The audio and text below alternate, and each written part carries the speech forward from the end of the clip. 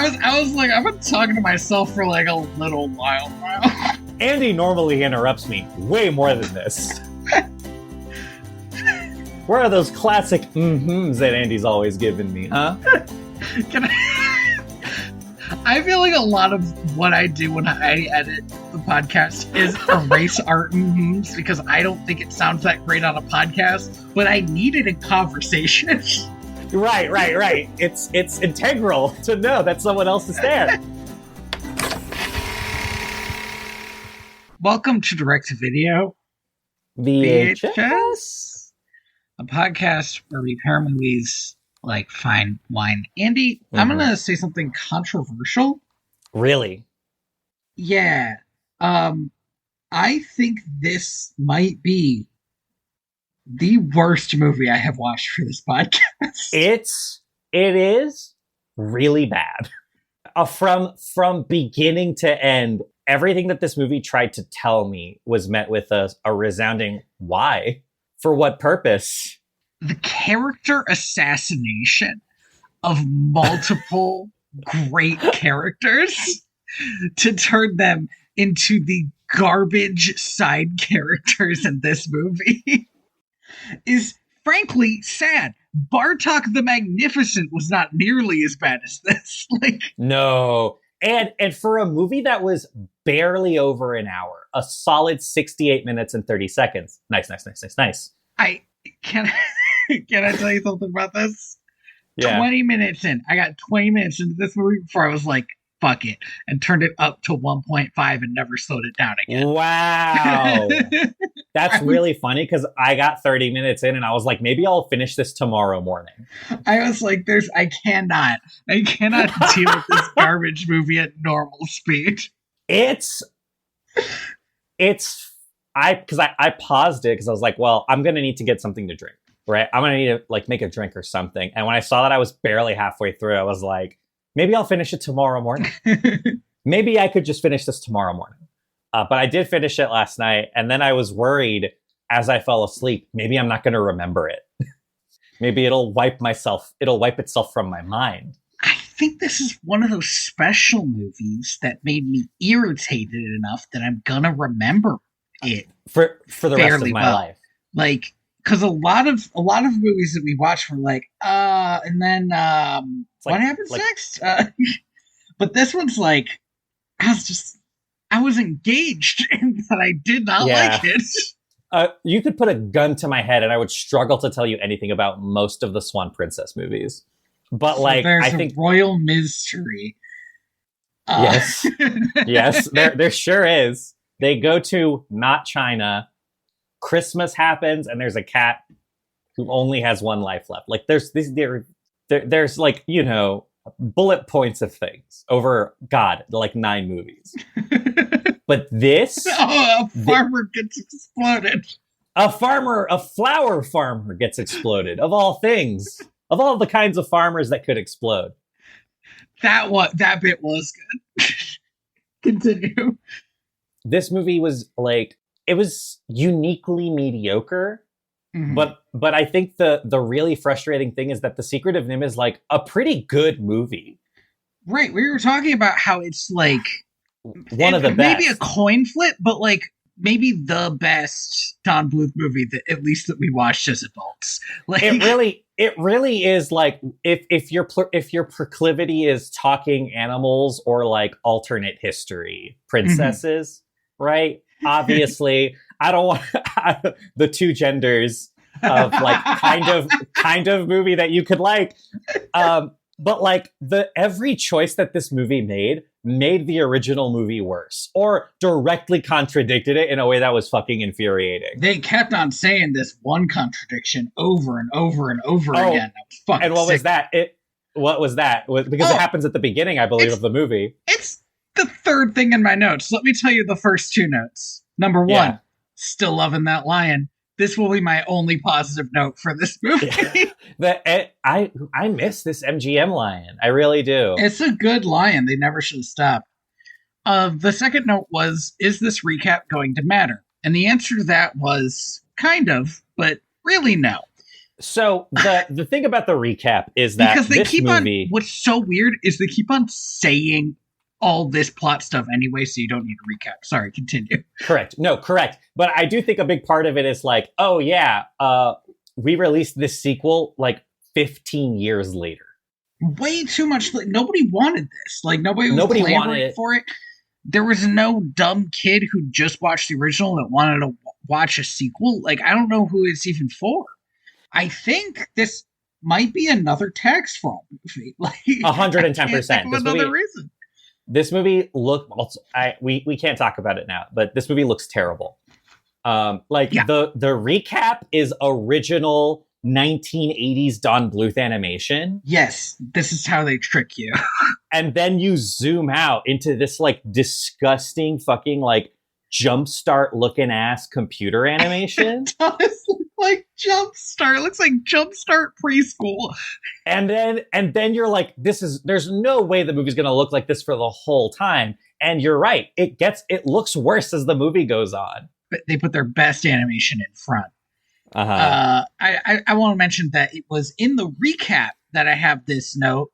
Yes, Nicodemus never said this. He never said this. How dare you? The plot of the movie hinges on something that does not happen in the original movie. Mm-hmm. But everybody keeps saying that it did. Like they're trying to trick me, a grown-ass adult. I just watched this movie. I did not have 15 years of... I didn't pick this movie up from the Walmart bargain bin and go, my child doesn't need to watch the original. So, according to this fucking movie, this fucking garbage bullshit movie, it opens on a prophecy, guys, which is the worst. Like, everybody knows the opening on the prophecy is like the lamest, dumbest shit you can do. And here's this movie doing it, claiming that Nicodemus, who, by the way, was not a prophet, no.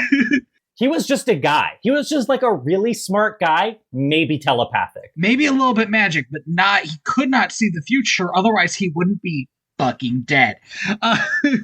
Claiming that he said that John Brisby's son... Timothy, specifically.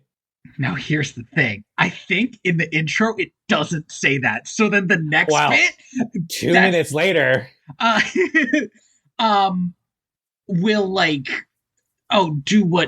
be another John Brisby or some stupid garbage, some chosen one bullshit. And literally just says we'll be a hero. Fucking why? What? Like, oh, save us from what? Shut up! Like, this is nothing, and it's literally nothing. The whole plot of the movie only happens because everybody already knows that this absolute asshole dipshit will be a hero. He is, by the way, the worst. Timmy is the shittiest character. I hate his guts. I was watching this movie largely by myself. May was reading something else, was just like tuned out. And so I got like when he transitions into an adult, in which we'll get to. Where he loses his shirt and gets a vest. Very stupidly. It's very dumb. He grows up into an adult, and May just looked over and was like, that's incel vibes. Oh, yeah. And proceeded to not interact for the rest of the movie. But it is, like, Timmy sucks so bad as a character, and you expect him to maybe have, like, a je ne sais quoi, like, a growth. Maybe he learns a lesson. There's literally a bit toward the end where I'm like, wait, did he not learn anything from the whole fucking movie? Yeah. And I was like, it's like the second time. Yeah, here's the note. Cool, Timmy hasn't learned anything. And then I just wrote down shit heel. Because that's what I'd been calling him at this point. I'd just been calling him a shit heel the whole time. He sucks so bad. He's like so bad. Because he's the worst kind of like character, which is he is a character whose entire defining character trait is that he's useless. And normally the way you get around this is you give them like a special skill. For example, here's a great example. I used to watch this tennis anime where the main character is bad at tennis. Good. But because he's really good at math, eventually becomes the best at tennis because he just gets like incredible control of the tennis ball. Sure. you could do like a like everybody's always underestimating him type of thing. But like yeah. But everybody keeps deciding to trust him with shit, and he keeps fucking it up, not even in like a charming way. Just by like being an absolute asshole. By just being like, I thought I was supposed to be a hero. Let me do hero things. Yeah. And then he fucks it up and he's like, I guess I'll never be a hero. Yeah. I don't know why anybody trusts me. And it's like, dog, me neither. Yeah, fuck off, dude. We start the movie with the recap. We then jump into this like early 2000s adventure game where Timmy and his brother, Marcus... Gun to my head, maybe.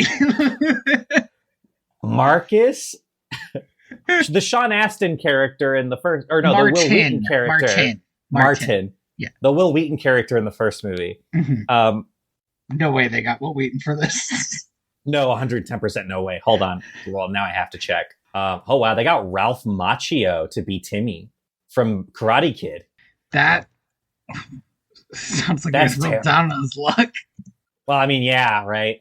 They're rabbit sledding, I guess, racing. It's sort of like a gladiator thing where they're.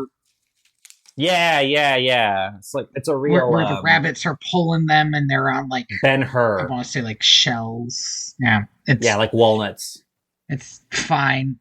Martin absolutely like destroys Timmy. Then Timmy tries to cheat by taking a shortcut. I want to mention real quick, the animation where he's running to do the shortcut is awful. I know it's all awful, but I was like, I can't even see the shortcut he's supposed to be taking. I don't know why we're doing it like this.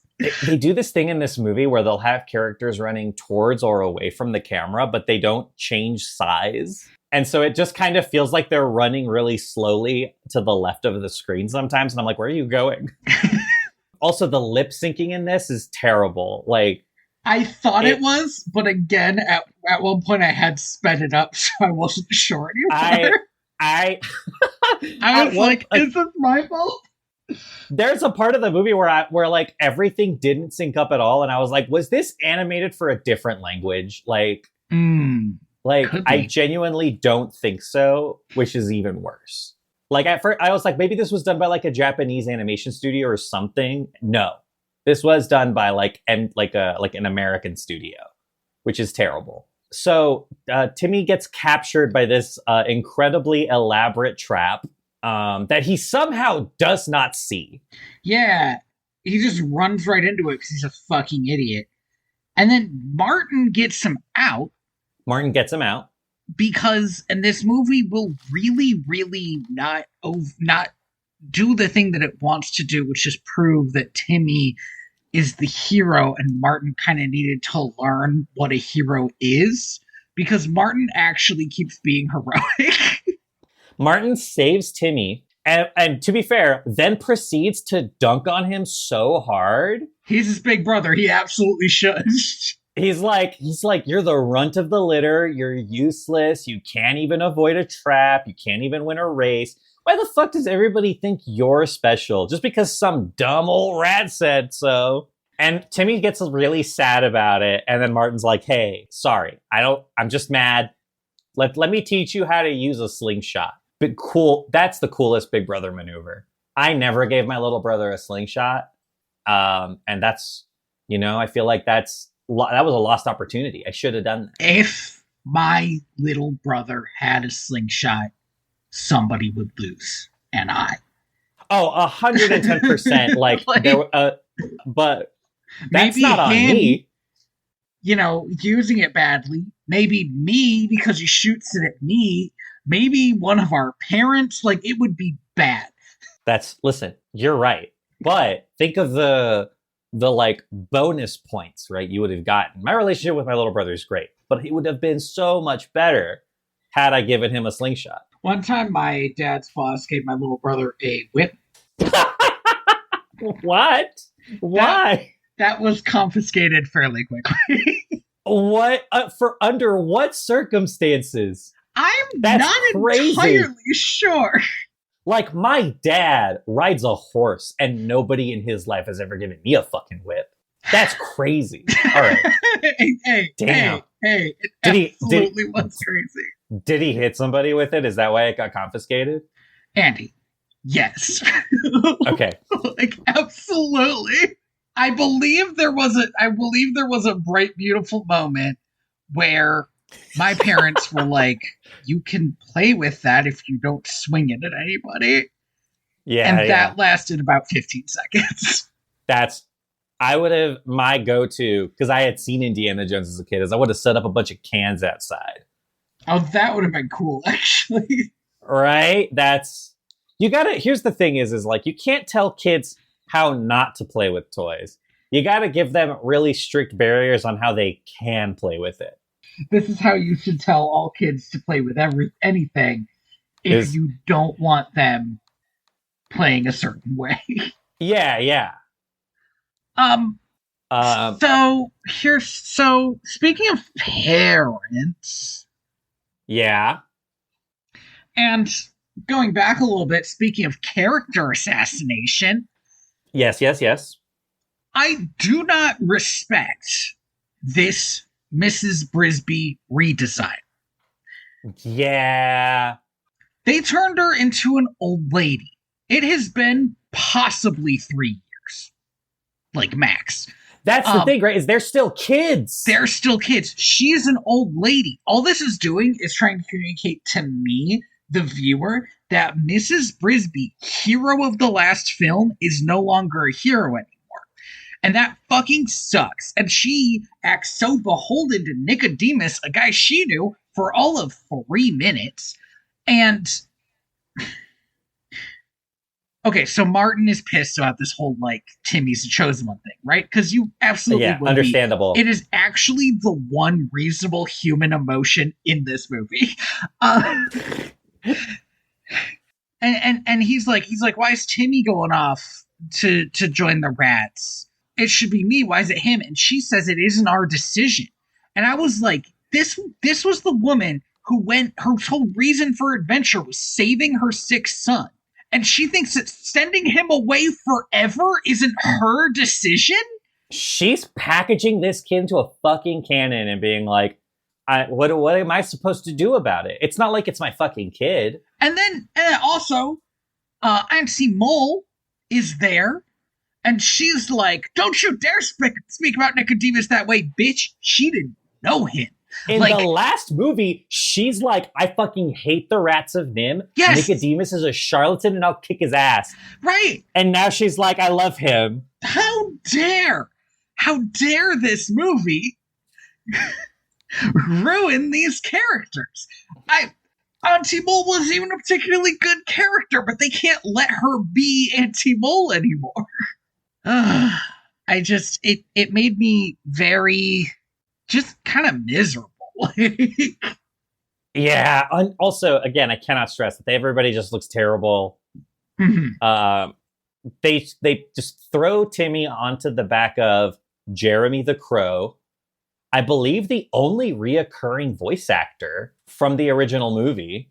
Yeah, and then they fly off to I can't remember what they call it. Thorn Valley. Where the rats are frankly living a little bit too large for being secret. So they have like you can see the farms from overhead because they have human-sized farms. Yeah.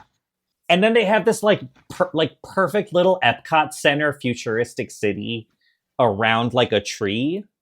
This seems like a good time to say that there are songs in this movie. Oh, right. They all suck. Yes. Not only does like the music suck and the story of the song suck, but the sound design of the songs is bad. When the lyrics will come in and the volume of each individual lyric is borderline random. Yeah, it doesn't feel mixed at all. It's so odd. There are moments when like the music doesn't like fade in so much as it like stumbles onto the scene. Also, I don't think any one of these voice actors can sing. Nah. Absolutely not. They did not get singers to do it, for sure. No. Like, I feel so bad for all of these kids that they got to do the Timmy songs. Yeah. Because they sound terrible. They sound so bad. Like, it made me kind of be like, damn, the Land Before Time people really knew how to cast a kid that could sing. It is offensive that this movie can make you be like, you know where there were good songs? It's the Land Before Time. And like, at the very least, they were memorable. Yeah, I mean, some of those songs actually were good, to be a little bit nicer. Yeah. But like, there was a lot of like not, especially in the earlier one we watched, there was a lot of not very good songs. I would have traded any single one. Yeah, for just any amount of like energy or pep. Yeah. This is kind of a sad, slow movie also, because we get to watch Timmy get to town. He immediately starts bumbling and fucking up his way around town. But everybody's so thrilled to see him. Like this is honestly like borderline offensive to me. That like they're all so sure that he's a fucking hero that when this kid shows up, everybody in town is essentially like singing the song. He fucks up everything, and their smiles don't crack for a second. And it's like weird. It's like weird vibes in this town, man. You don't want to live here. Also, aesthetically, I just want to mention that, like, and I don't want to go too much into the aesthetics of this movie, but this was when it was most jarring to me, I think. Remember the Rats of Man in the last movie, and how it was like they were Camelot, and they were like a big city in this world that didn't know what a big city was? Yeah. They're not like that anymore. This is like Pocahontas 2 now. Yeah, they very much lost the visual, like, medieval kind of design. Yeah. They also have, like, kooky little inventions and stuff, which is fine. Like, they had kooky little inventions, but, like, in the last movie, it felt like purposeful, right? Like, it was more grounded, like this is the kind of invention you come up with when all you have to work with is stuff that humans have discarded. Correct. And here it's like, I don't know, here it feels more like Tinkerbell shit. It does actually. They have like 3 kinds of flying machines, which is too many. You only need one kind. Particularly because they also have birds that they will fly around on. So like, what are we doing? Oh, that's true. So we meet Justin, voiced by the impeccable William H. Macy, wasted on this movie. Everyone is wasted on this movie. There is nobody who comes out of this movie clean. Yeah, that's true. He meets Timmy. Oh, and so does the little guy, Mr. Aegis. Okay, I thought it was Aegis, but now it sounds like Ages, and I don't know which one is correct, and I don't care to look it up. It just vaguely annoyed me. I think the first movie is correct. I think the second movie is wrong. I believe that 100%. Like, right. That's my stance on it. Because I just don't know. It's so weird how willy-nilly this movie treats the source material. Yeah. Because like Justin shows up and he doesn't look a fucking inch older. They made Mrs. Brisby look like she had like fucking like a World War II widow, like coming out of the fucking like bombings of London, and this motherfucker looks the same. He looks exactly the same. If they could, they would have cropped him out of the old movie and just put him in this one. He looks fully exactly the same. So does Aegis. Like, everybody looks the same except Mrs. Brisby, and it pisses me off. Justin, not Jonathan. Justin then proceeds to show Timmy the wildest thing I've ever seen in my life, which is a larger-than-life statue of his dad in the center of town. Right. He does, yeah. You know, it's got a big old plaque, just says Jonathan Brisby, and he's like, without your dad, none of this would be possible, and you're gonna be just like him one day. Okay, so this 2 things. One, This is a good example of like the over-the-top stupidity that this movie goes to portray the much more grounded and normal stuff from the last movie. like how Jonathan Brisby was a hero. How is he a hero?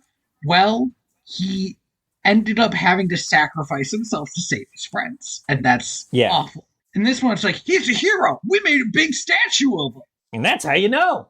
And yeah, and here's the other thing.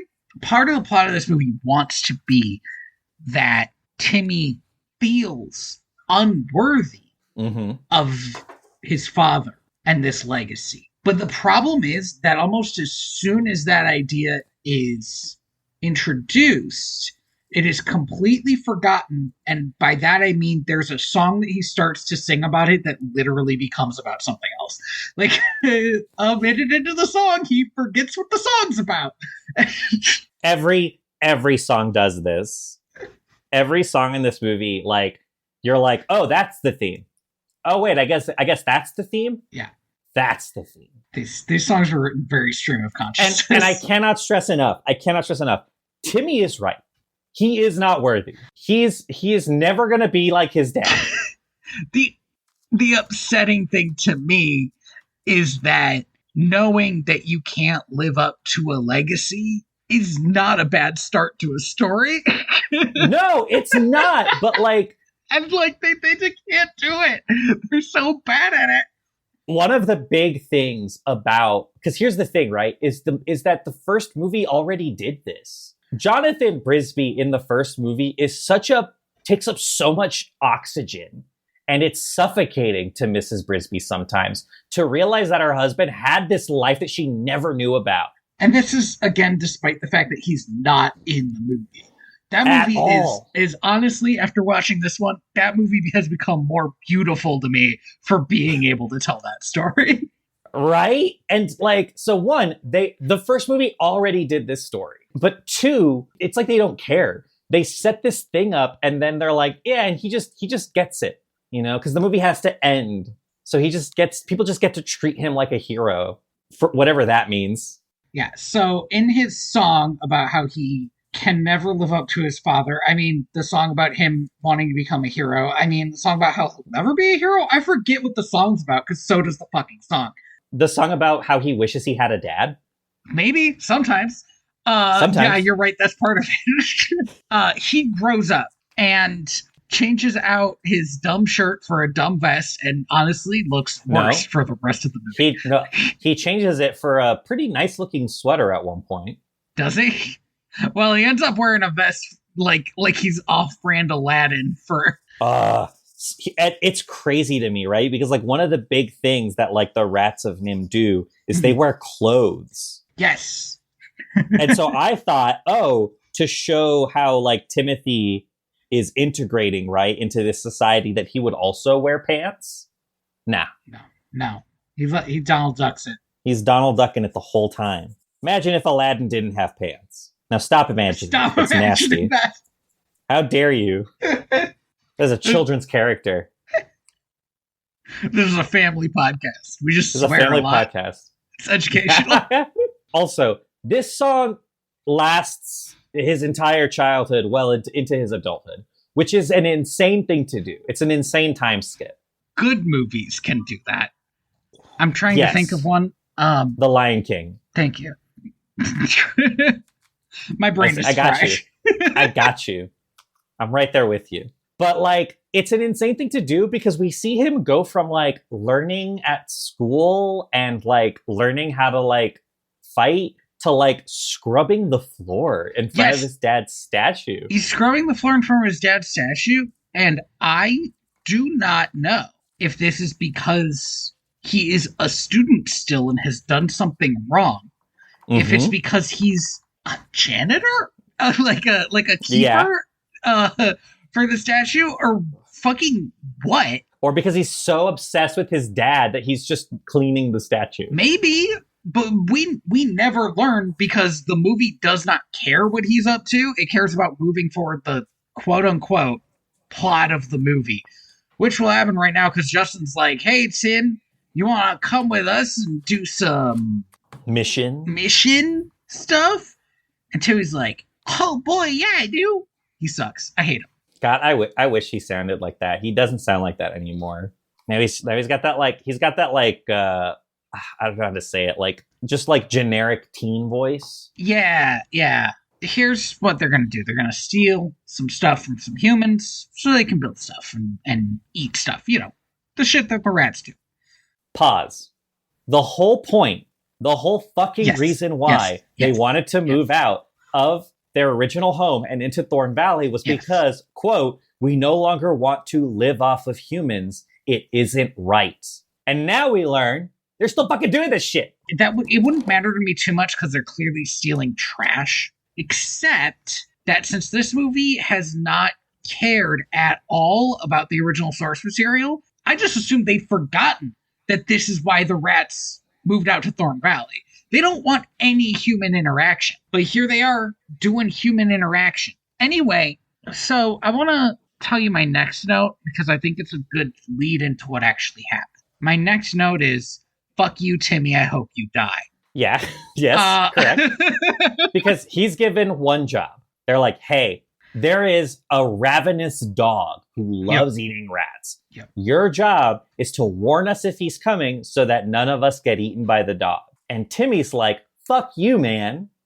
He's like, what? I want to be in on the action. And Timmy, it's literally your first day even doing this. Lookout. Be cool. Hey, Timmy, can you just be cool? Just this once, be cool. Can you just be cool? Just this once? He absolutely Just this once, be cool. And also, they're getting trash, dude. What fucking action? They don't even have weapons. They didn't even bring swords and spears to this shit, which we know they have. So Timmy drops his whistle and goes to fucking pout in the corner because he's a little shitheel. And then when he hears movement, picks up his slingshot, steps on his whistle, destroying it. Doesn't even look like, oh no, I destroyed my whistle. Just doesn't give a shit. It is very hard to make me hate a character more than this. Like, he's like literally gonna get his friends killed. This is literally the character trait you give to the best friend who's gonna become evil. We'll get there, for sure. And then I'm like, okay, so there's going to be like this big chase fight scene. But no. I mean, yes, obviously. But no, then he meets a love interest. Coincidentally, this is the exact moment I decided to start making the video go faster. This movie, when it is not being actively offensive to its source material, is paint by numbers in the crudest way. This is almost exactly what you might imagine this movie to be when you hear about it. Oh, Timmy to the rescue. Well, I guess there's a young kid and he wants to be a hero and he meets a girl and like, yes, all of that. Will any of it feel new or fun or original? Absolutely not. No. We meet, oh God. Oh, Jesus Christ. I have no idea. Jenny McBride. And she shows up and she's like, we got to get out of here. I'm a city rat. And then the hijinks ensue. It's all Timmy's fault. It's all Timmy's fault. The thing that they learn is that the McBride girl can read, which is weird. And it turns out that she can read because she is also from NIMH. She is the child of the rats that originally were the mice that were originally thought to have died. Because all the mice died except for Mr. Brisby and Mr. Aegis. But now they're like, oh, those mice are alive. Said, yeah, my parents sent me to get help because something horrible is going to happen at the full moon. Something. Who knows what it is? Yeah. It could be anything. Yeah. Let me mention something really quick. Because this ticking clock means nothing. Because as it turns out by the end of the movie, there is no reason for the full moon to be the reason when stuff pops off. Mm-hmm. Particularly because the twist means that originally the full moon thing must have meant something else. Because there's a twist to this movie, which genuinely was the one bit of the movie where I was like, I'm upset that this twist is actually almost a good idea. It is like 50 to 60% of a decent idea. It's a D, which is a failing grade. Well, it was the first bit where I was like, is this movie trying something? And then it didn't have anywhere to go with it, mostly because none of the characters have any chemistry with each other, if that makes sense. Like, they interact with each other on the most vanilla way, so nothing happens. Well, it also doesn't help that, and this doesn't sound like it's a problem, but once we reveal the twist, you'll know it's a problem, which is that the villain is voiced by Eric Idle. And I know that sounds like it's not a problem, but trust me, it is the biggest problem. The Rats of NIMH are like, oh shit, should we go save the 5? And then they're like, no. Okay. Sorry. I give a character assassination at this movie. If this was the Rats in the last movie, there would have been like a big vote in the council, and Justin would have come out like furious, like he's supposed to be the leader and he can't get them to do this. But instead, they're all like, nope, can't do it. This seems like a really bad idea, actually. Also, we're going to kidnap you now, child, so you don't go try to do it. You'll just get us discovered. At one point, Mr. Aegis is like, well, sorry that you're our prisoner. Bye. It's like, all right. Whoever's playing Mr. Aegis is trying something. It's the same guy. Okay, he's like trying to put like a little bit of fucking oomph into Mr. Aegis. It's not working because he can't, because like I said, there's no chemistry in this movie. He has nothing to bounce off of. Yeah. And also, again, nothing for him to say, right? That matters. Nothing for him to say. But there's that bit where I was like, I see you, Mr. Aegis. Yeah. So Timmy and her and Jenny are stuck in the room, and she's like, well, I'm going to go anyway. I always thought the Rats of NIMH were heroes, but I guess they're not heroes. And Timmy's like, well, I gotta go help you. Yeah, this is when I need to bring up something very important that made me hate Timmy, again, even more. Every layer of Timmy makes you hate him more. It's actually very impressive for character building. It's kind of awesome how incompetent the scripting of this movie is, that it does everything in its power to make Timmy suck and be the worst and also suck.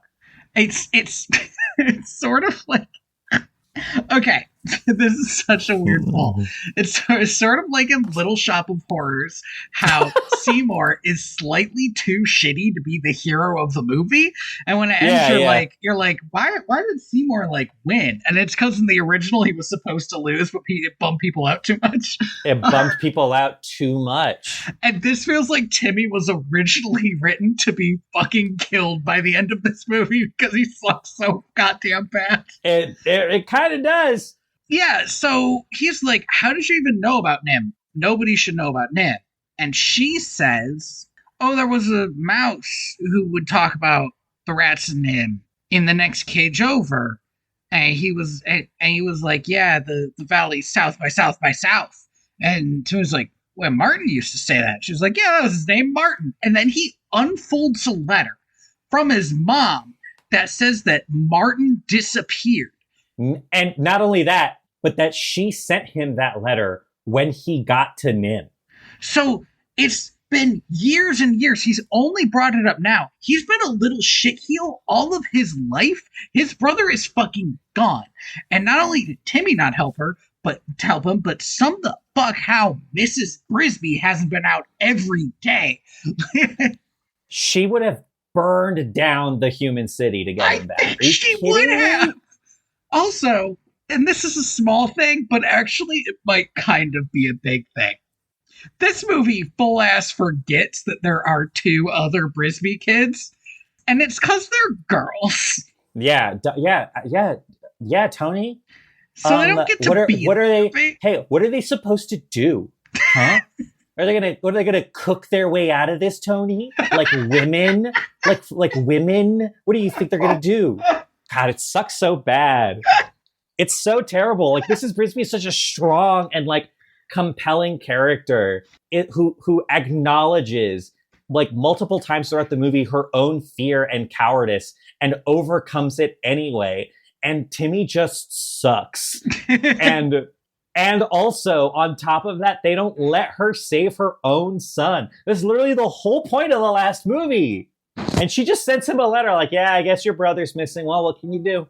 So, Timmy sucks. They escape using one of the literally many, like 3 or 4 flying machines in this fucking world. It's helium balloons, which is fine. Like, whatever. Are them helium balloons? They immediately get attacked by a falcon. Pretty good. I don't know about you. At this point, I was absolutely rooting for the falcon. Every time something tries to kill Timmy, I'm like, yeah, get him. At first, I was like, why would a falcon give a shit? Yeah, I was actually kind of like that. Like, would a falcon even attack some balloons? He's not even attacking the mice; he's attacking the balloons. The balloons, and then I was like, well, hopefully Timmy dies and the movie just ends. I know in my heart that that's not a possibility, but like, this is crazy because the Falcon does end up popping all of the balloons and they do end up falling like an insane height. Yeah. But they're fine. They're fine. They're small. I actually think mice can probably fall an insane height and be fine. Yeah, they could because they have that thing, right, where their bodies are like smaller than like that are too small to like achieve like terminal velocity because of air resistance. There's like a Hank Green video about this. Go look it up. So the bird gets scared away by this caterpillar. This is the most disgusting character design. This caterpillar looks awful. Andy, he looks terrible. Andy, I got a hot take for you right here. Oh, I don't give a shit that the caterpillar looks terrible. I give a shit that this caterpillar has nonsensical character development. Development that makes no sense. No. Yeah. Oh, man. So we meet, God, what is this character's name? Cecil. We meet Cecil. Cecil is a grifter. His big thing, he's clearly trying to sell these kids on the Great Owl. Now, Timmy's already going to go to the Great Owl because he doesn't know where the fuck NIMH is, and he figures the Great Owl can tell him. And this character's like, Cecil's like, come see the Great Owl. He's amazing. He'll tell you everything. They're like, great. And he tries to get money from him, and they just like, whatever, fuck off. Well, Jenny strong-arms him. Jenny's like, I'll break your fucking body. Jenny does strong-arm him? Good to know. I should hate Jenny, too. That's awesome. Picking on somebody smaller than her. That's cool. Anyway. Well, no. To be fair to Jenny, unlike Timmy, Jenny's doing this because she wants to save her family like today. Yeah, that's true. Timmy's like, come on, Jenny, are you sure you can't wait like another 10 years? Yeah. So Timmy goes into the Great Owl's lair, and I had a moment here where I was like, if they show the Great Owl, they're going to pick apart literally the rest, like the last bit of the last movie that was any good. Like they're going to ruin the Great Owl by showing him on screen. Mm-hmm. I was like, they can't, right? They can't do that. There's no way. And the answer is no, they can't. They don't. And I was like, for the first time, I almost respected this movie for knowing that it had limits. It is such a wild place to show restraint. It's like, well, we absolutely can't get away with this. Yeah, that's not that one. No way.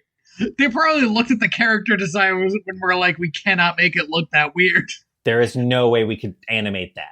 We can't even animate Nicodemus because he's dead. Dead. But also like, yeah, they couldn't make anything look that nasty and gnarly. So the Great Owl is just Jeremy in disguise.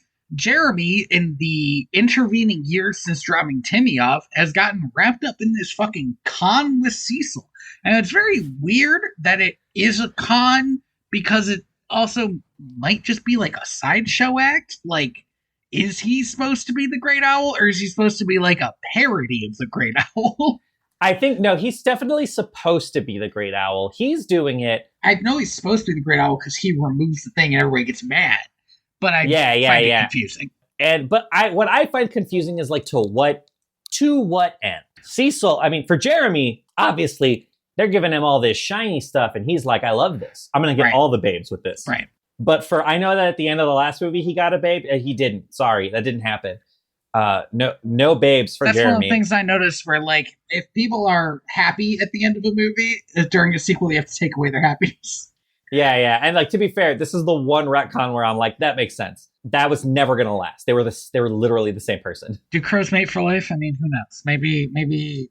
I think they do. I think they do, actually. I think they might be one of the few animals that do. Maybe she's kind of a love it and leave it type of crow, you know? Yeah.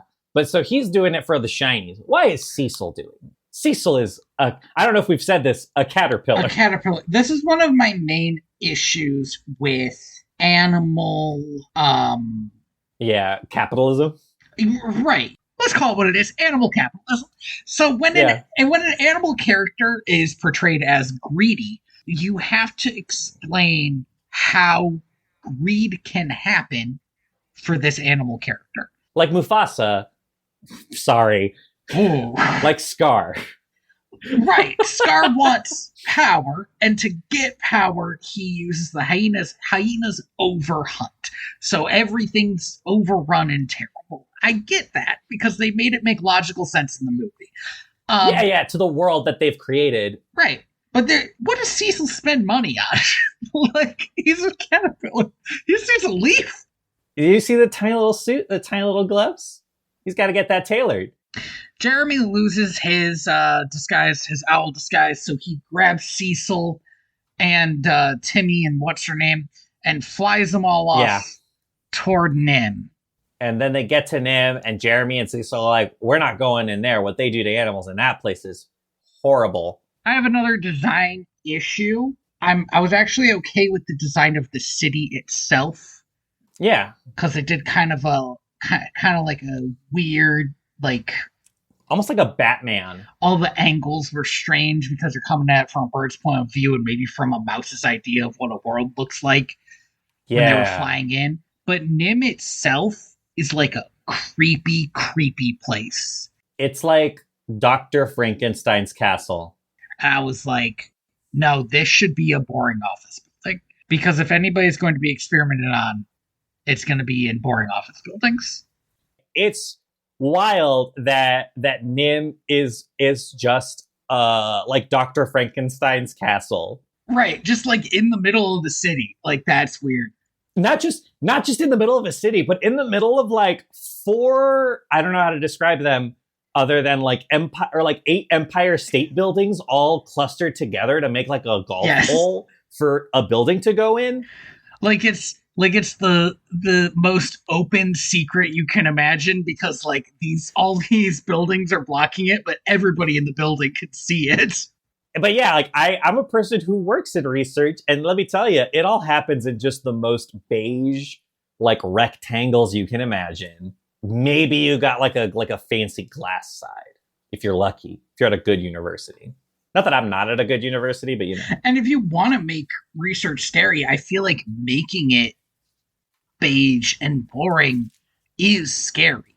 Like the idea that you could experiment on sentient beings and no one would know. Yeah, just because it just looks like everything else.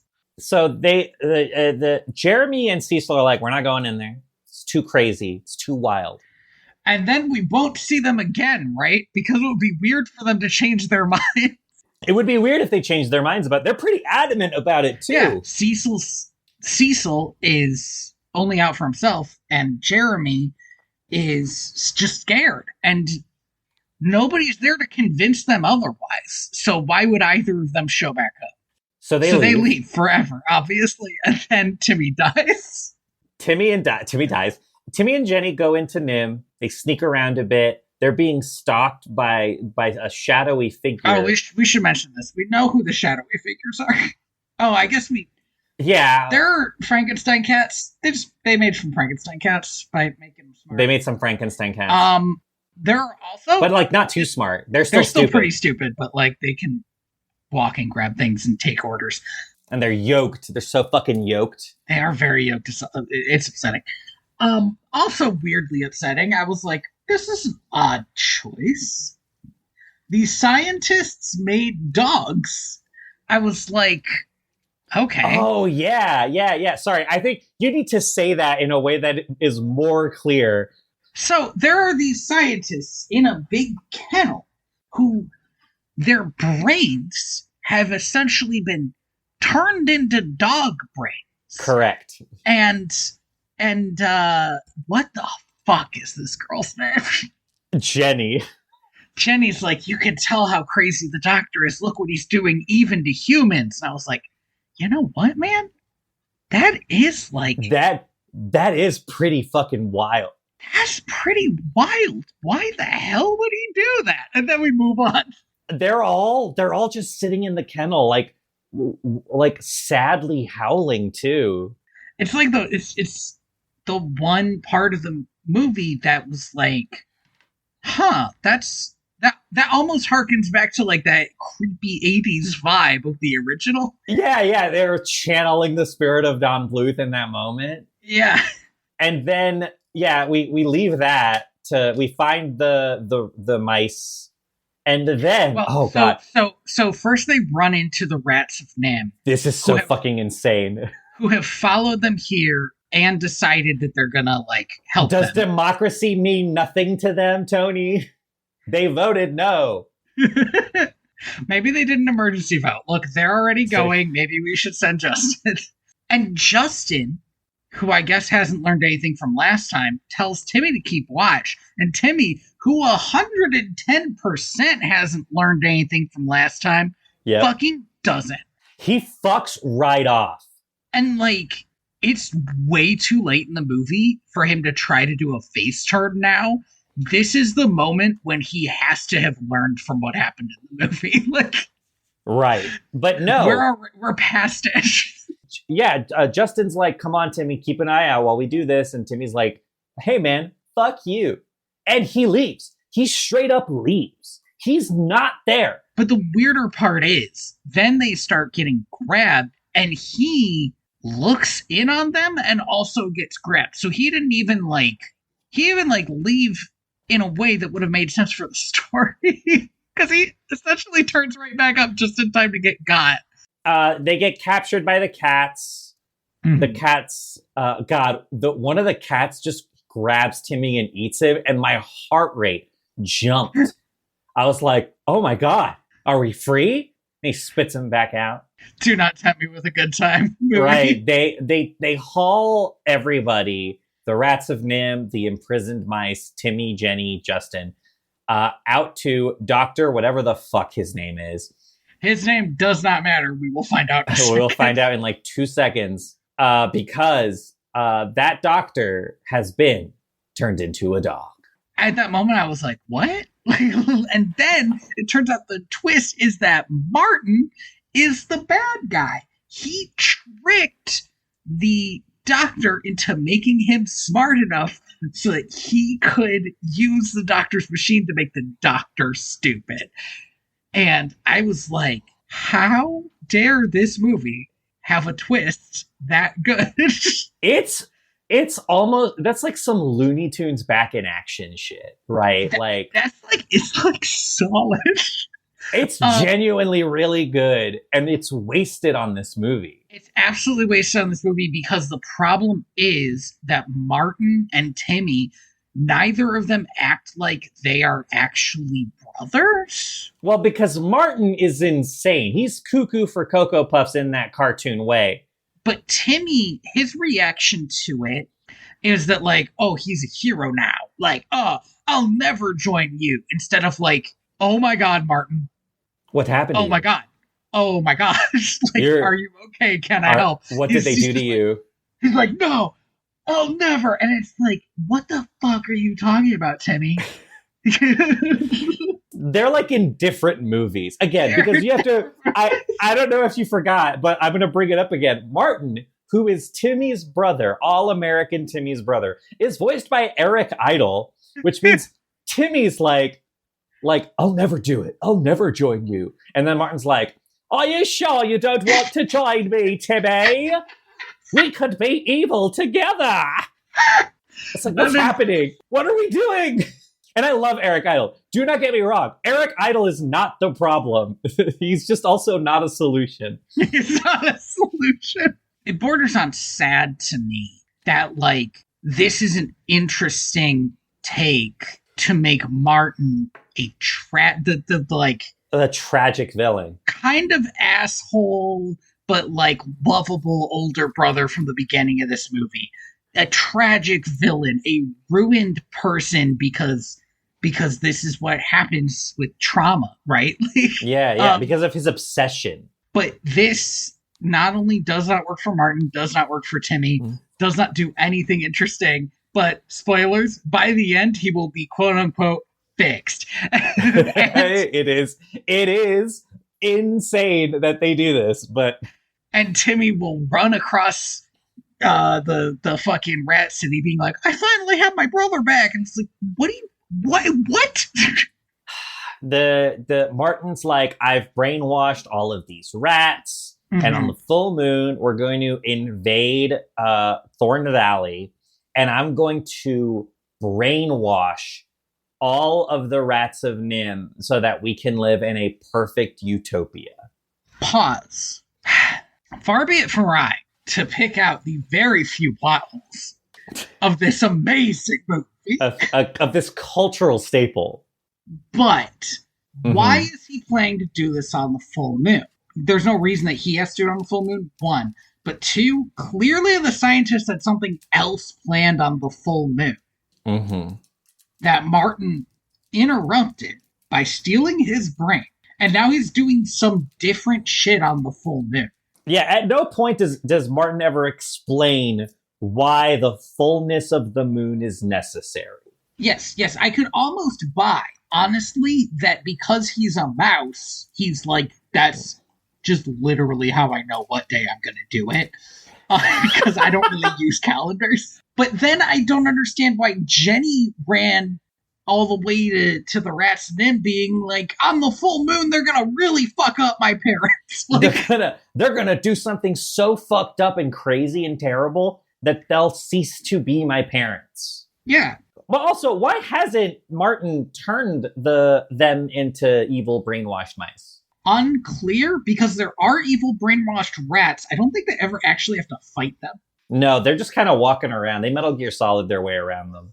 Yeah. And he brainwashed the cats, which went pretty quickly because we saw that scene. So why didn't he brainwash the mice? I do want to quickly point out that the voice of Jenny in this movie is, in fact, the voice of Meryl Silverborough in Metal Gear Solid, and also the voice of Princess Bubblegum. Wow, I know. She's done a lot better than this movie. This movie was like one of the first roles she ever had, which is crazy. Was she a child actress at the time? I don't think she was a child actress. She would have been in her 20s, but it's like one of her first roles ever. Well, sometimes you gotta get something, even if it's a. You gotta get. Hey, when you're a starting voice actor, you gotta get food on the table. Take what you can get. Martin traps Timmy, in quote, Dad's favorite cage, end quote. It's a funny thing for him to claim, and I don't hate that he said that because it's really good. It's really good. And he takes Jenny because he thinks that she's so much more interesting than Timmy that she'll be a good brainwashed slave, which I think is gross, but also a great backhanded compliment to Timmy. Yeah, same. There's also an implied oh, she's your love interest, I'm going to make her my love interest. Again, a la Frankenstein. Yeah, and that's gross, and I don't love that. But I do love him being literally, I might have mind controlled you if I thought you were worth it. But you're absolutely not. Yeah, you're super ain't. So Tim sings a fucking reprise of his hero song, Let Me Get Out the World's Smallest Violin. This is genuinely the craziest thing that this movie has done. Timmy is singing about how he'll never be like his dad, and intertwined with it, world's shittiest knot, literally sliding in from the right of the frame like a fucking Star Wars jump cut. It looks like a PowerPoint presentation. Hulk 2004 ass editing. is Jenny singing about how she loves Timmy? Oh, by the by, they have had some romance bits, but again, nobody in this movie has any chemistry. So like they keep on like leaning in to kiss each other in random spots. Like it does not make any sense. I don't know why they give a shit about each other. And also, again, cannot stress this enough. The animation in this movie is so bad. You show me these characters' faces, and the only emotion I can give you is on weed. like not love, but like we're both high and this is what's going to happen next vibes. Maybe that's just what they were going for. Maybe that is what they were going for. But this song sucks. It's so bad. And then, who shows up? Who saves the day? The character turn that nobody saw coming. It's easy to not see it coming when it doesn't make sense. It's Cecil. It's Cecil. You know, the character who's only out for himself and only cares about himself and only cares about money and himself. He's here. Why is he here? And how is he here? We will never learn the answer to that. In fact, Timmy asks him, and he says, well, a hero needs a sidekick, doesn't he? Well, Cecil, you've sure demoted yourself for some reason. Like, he becomes fucking Jiminy Cricket. He does for no reason. This isn't his character at all. Quick sidebar. The idea of Jiminy Cricket being like a fucking like grifter who's out for himself and just being like, yeah, Pinocchio, I'm your conscience. That's awesome. I don't know what, but like I would have to genuinely sit down and write that for that to make sense, but I love it. What if you made a game where you played as Jiminy Cricket? Yeah. Trying to convince Pinocchio of something? I feel like you've taken the idea and put it further away from the realm of possibility. I absolutely did. I just thought it was a funny concept. That would be great. I would play it. I guess it's sort of like everyone is John, but you're playing as Jiminy Cricket on Pinocchio's shoulder. Yeah, it's a very Stanley Parable-esque idea. Yeah, okay. So, Cecil gets Timmy out because he can pick locks. Okay. No. That's not what happens. Timmy gets Timmy out because Cecil says some dumb thing about a key. Cecil's like, hey, man, sometimes people make mistakes. That's okay. It's not like you need to have the key to the city. Yeah, and he's like, oh my god, the key that Justin gave me in a very, very, very early cutscene that I've had on me this whole time, even though you can't see it. When I was a child. When I was a baby child and I first went to college. Maybe it's the same key. Why? It's not the same key. And he's like, right, but I can use it to pop open the hinges. Like, okay, I guess. And then he, later, by the way, it does turn out that Cecil could pick locks, so why did this scene even happen? Why does this scene even exist? So then Timmy goes to find those cats that are asleep so that he can murder them. And he does. Yeah, and I don't know why he did it. They were asleep. He wakes them up, he runs them into an elevator, and then he drops that elevator down a shaft. He also, unbeknownst to him, sets this building on fire. I thought that was the plan until later when I realized it wasn't. Yeah, I also was like, damn, I guess Timmy's also just going to burn this place to the ground. Good on him. No, he did not know that happened. Here's the thing, Andy. If you have to do like guerrilla tactics, and it's just you and a bug, you gotta create a distraction. Absolutely. And an electrical fire is a pretty good distraction. But apparently he didn't mean to do that. At least 2 times in this climax, I gave Timmy too much credit. It's so fucking funny because before he does this plan, Cecil's like, what are you doing, kid? And he's like, I'm doing something I've never done before. I'm thinking this through all the way. And then it's like, but you did it. You started a fire. You started a fire accidentally, you big dumb idiot. I genuinely don't remember how this resolves itself. Timmy, while Cecil is going to go free the rats, Timmy is going to go find Martin. Again, it really doesn't seem like they think things through. It seems like he's doing the emotional bit. Like, yeah. I want to do this. Whatever. But he finds Martin and Jenny. They fight. Somehow Timmy wins. Timmy then tricks the mind-controlled rats into going to the wrong place. So that's fine. That'll hopefully take care of itself in the long run. And takes Jenny and leaves Martin unconscious. And I was like, why did he just leave Martin? Ice cold. And in the next scene, I wrote, did he leave Martin to die like Darth Vader at the end of episode 3? Yeah. And then my next note is, oh no, he's just an idiot. He just set a fire and left Martin behind. Yeah, he just didn't know he set the fire. But in that moment, I also was like, damn, that's cold. That's ice cold for your brother. But he eventually realizes there's a fire. Who raised you? Who raised you? Like the dad you never had? Nay, parent you never had because your mom doesn't matter? Yeah, your mom, what's she gonna do? Good for you. They don't even bring up, this is like a wild thing to complain about. They don't even bring up the like magic rock. Oh, do you remember that? I forgot about the magic rock. You remember there was a magic rock? I thought that's what Justin was going to give him. And then he gives him a fucking key. And I was like, all right, well, I guess there's no magic rock in this movie, which is fine. It was the weirdest part of the last movie. But like, I don't know. Justin had it. They made a big deal about Justin having it. Andy, this is very important, though. Timmy would fucking not be able to use that magic rock. That's true. Like, fear apart. That's true. You have to be not the biggest asshole in the world to use that magic rock. Timmy goes back to save Martin. The cats that he killed turns out not to be dead, so he kills them in the exact same manner again.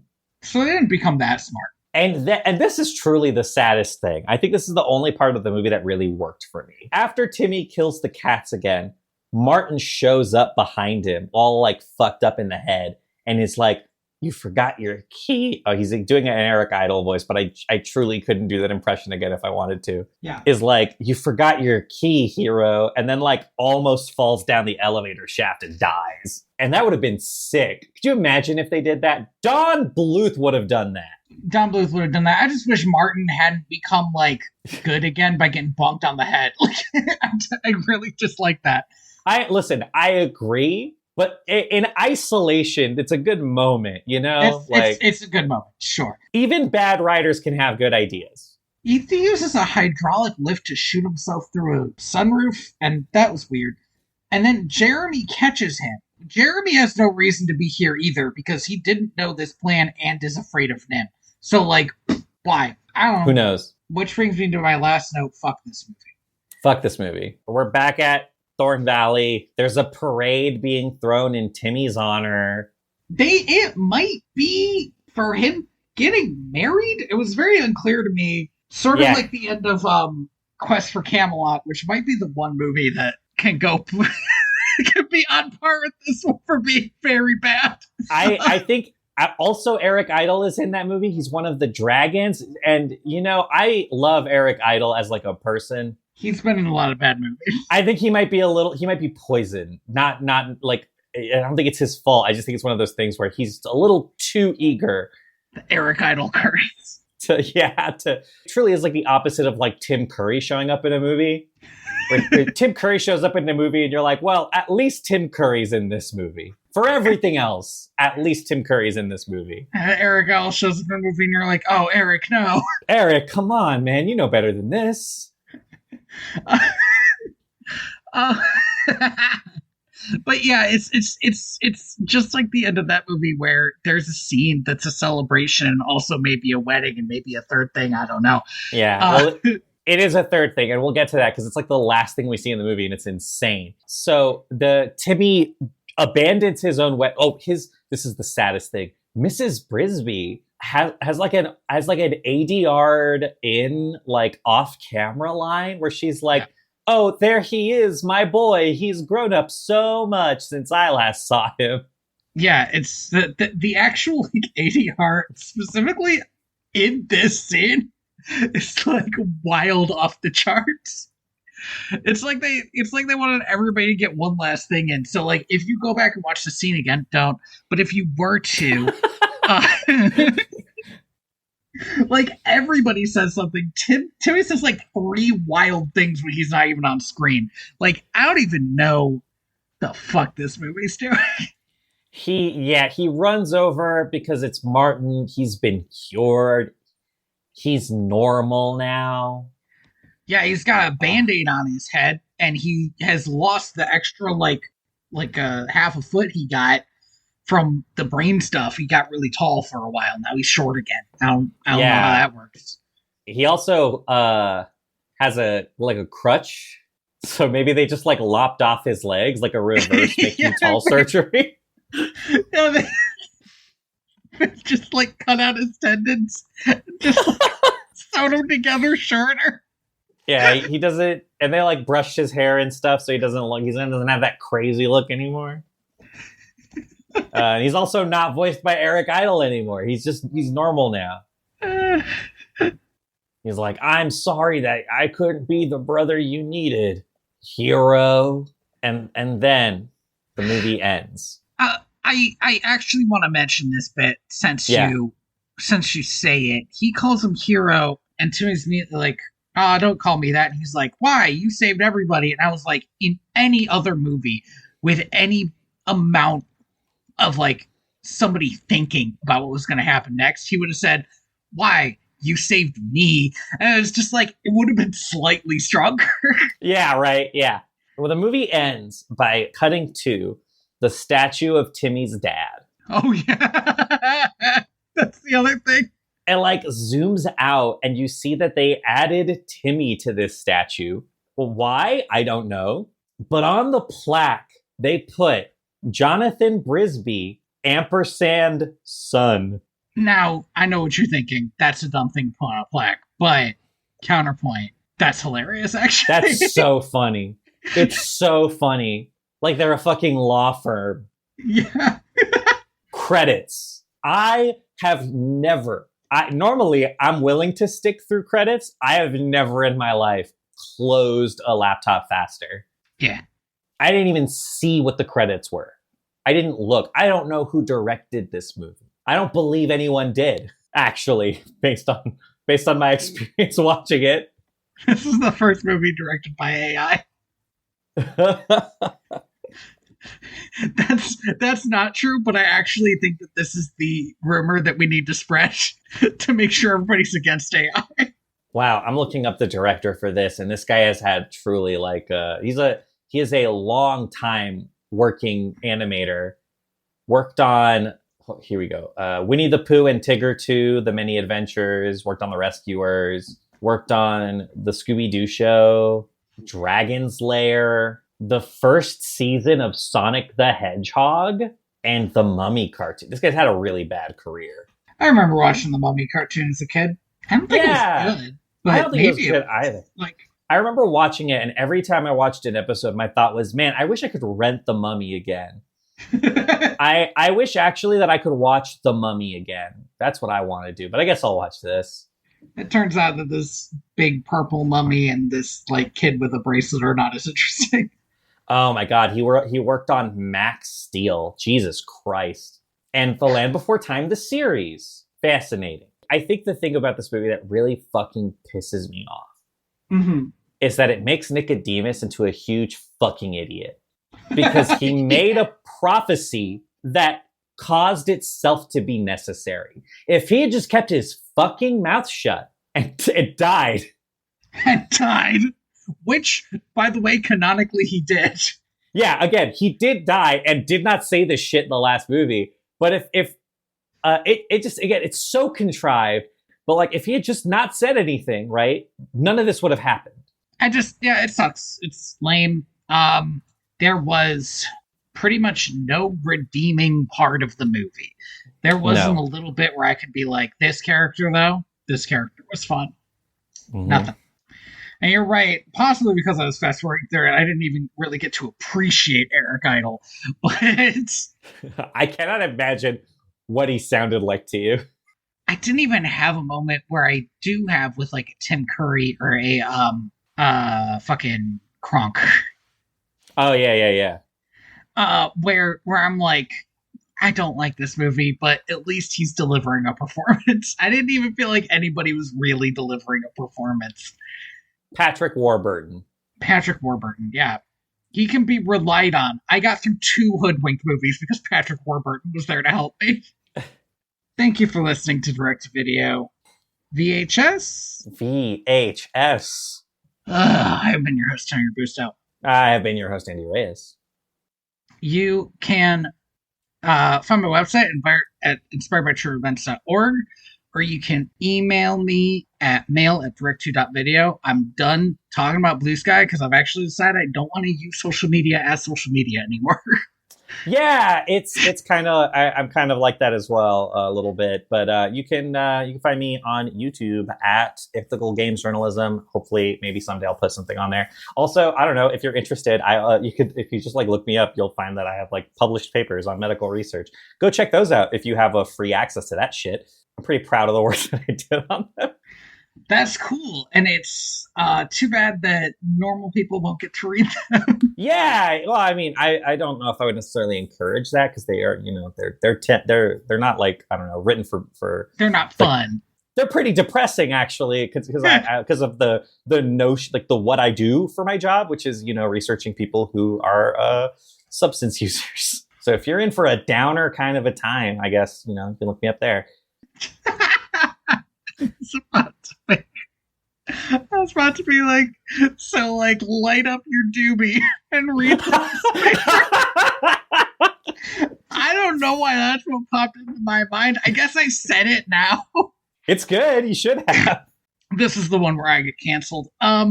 Wow, this one. This Are you one. sure? Yeah, but it's actually about saying that I wish Timmy was gonna die because it turns out everybody loves Timmy. No, there's no human being on the planet that would ever think that. Even looking at the cover, you're like, fuck this kid. The music that should be playing just about now is Homeward by Scott Buckley. Mm-hmm. And what are we doing next time? In the year of animal movies. Oh my god. Oh yeah. Oh great. This is good. Next time we will be watching. Wow, this is truly a run of movies. This Whiplash is gonna be friggin' brutal, man. Water shit down. Awesome. I'm so excited to watch the movie that I assume kicked off all depressing movies of the 80s. Yeah, I think so. You can't prove that it's not true. It's 1978. They made a depressing movie about rabbits. I want to see it. Like, I'm very curious about it after I read the book. I have not. I only know about it through like cultural osmosis. I've never watched it. People talk about it being like miserable, but I just don't think it was supposed to be for kids. Like, yes, it was during that era of like animation for adults, kind of. Mm-hmm. You know, like the Lord of the Rings. Guy. Yeah, Ralph Bakshi. No, no, not like that. But I looked at the cover of that thing as a kid once, and I was like, I don't fucking want to watch that. That looks awful. The cover of it was just so horrifying and scary to me. Cool. Strong. It's got good ratings on Rotten Tomatoes. I think it's gonna be a good one. People love it. I'm excited for this one after this. Same. Like I said, the Whiplash is gonna be crazy after this garbage pile of a movie. Yeah. I'm the Gushing Johnson. Have you ever wanted to see a movie where a boy learns no lessons? What happened to that actor? Where did it go? Him. He's gone.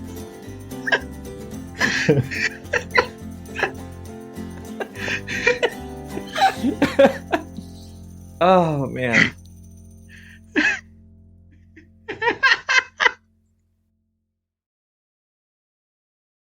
It's good shit. Anyway, yeah, watch The Tick. Don't watch this fucking shit. God, Jesus Christ. I know you're gonna probably cut all of that out. I'm gonna cut all of that out. Some of it might make it into the like end roll. I don't know. We're talking about The Tick for like a little too long. But the Patrick Warburton, like old man happy face, that might make it in.